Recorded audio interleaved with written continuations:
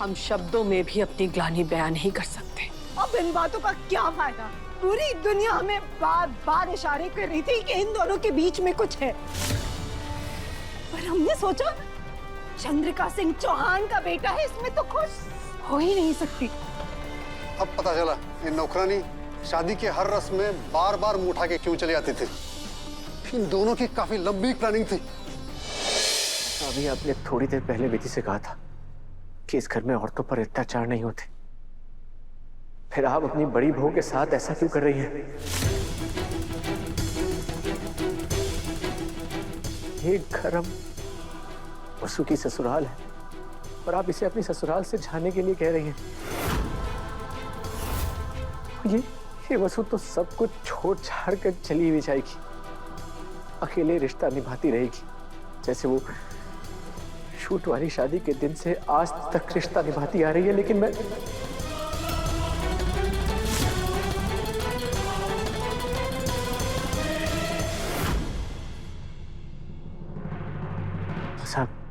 असल में सच की शूट वाली जो शादी हुई थी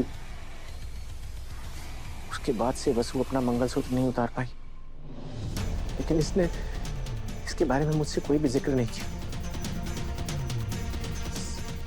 पूरा रिश्ता अपने आप निभाती रही, अकेले एक तरफा सब कुछ इसने खुद से निभाया। लेकिन मां साहब, तब में और अब में बहुत फर्क है।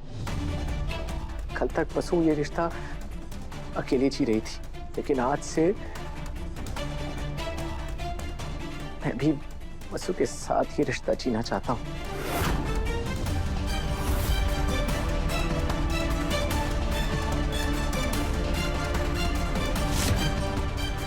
मैं भी वसु के साथ शादी को निभाना चाहता हूं मासा, क्योंकि मैं वसु से प्यार करता हूं मासा।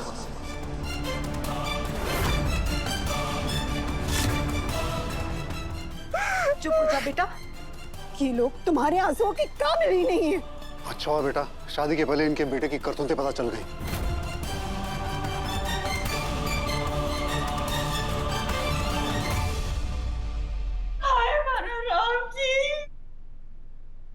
हमारे को तो इसके आंसू देखे ना जा रहे भाभी साहब। अगर आपके छोरे ने, इस नौकरानी ने पहले से ही मंगलसूत्र पहना रखा था तो फिर हल्दी, मेहंदी और मंडप तक बात पहुंचाई ही क्यों? देखिए भाभी साहब, देखिए इसकी तरफ, रो रो के बेहोश हो जाएगी हो।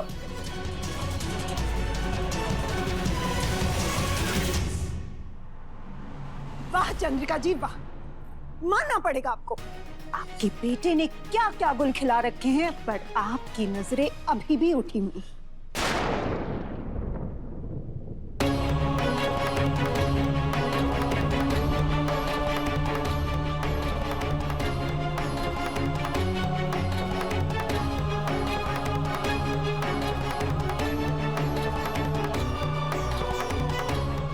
माया जी, अमन जी, आज जो हुआ उसके लिए हम बहुत शर्मिंदा हैं। हम शब्दों में भी अपनी ग्लानि बयान नहीं कर सकते। अब इन बातों का क्या फायदा? पूरी दुनिया हमें बार बार इशारे कर रही थी कि इन दोनों के बीच में कुछ है, पर हमने सोचा चंद्रिका सिंह चौहान का बेटा है, इसमें तो खुश हो ही नहीं सकती। अब पता चला ये नौकरानी शादी के हर रस्म में बार बार मुंह उठा के क्यों चले आती थी। इन दोनों की काफी लंबी प्लानिंग थी। मैडम, अब गलत समझ रही है, सब कुछ नहीं, हालात ही ऐसे थे कि हमें वो सब करना पड़ा, हम मजबूर थे। कलांटी, रियली सॉरी, हमने आप लोगों का दिल दुखाया। और नंदिनी, मैं तो तुमसे माफी मांगने के भी लायक नहीं हूं, लेकिन मुझे पता है कि तुम जैसी समझदार लड़की जिस दिन मेरी सिचुएशन को समझेगी उस दिन मुझे जरूर माफ कर देगी। I'm really sorry, तुम्हारे साथ ऐसा बिल्कुल भी नहीं होना चाहिए था। खुद को संभालो बेटा, ये लोग तुम्हारी अच्छाई के काबिल ही नहीं है। मेरी बेटी ने आपको अपना सब कुछ सौंप दिया, लेकिन इसको इसके बदले में मिला क्या? इतना बड़ा धोखा, वो भी इसकी खुद की शादी में, खुद के मंडप में।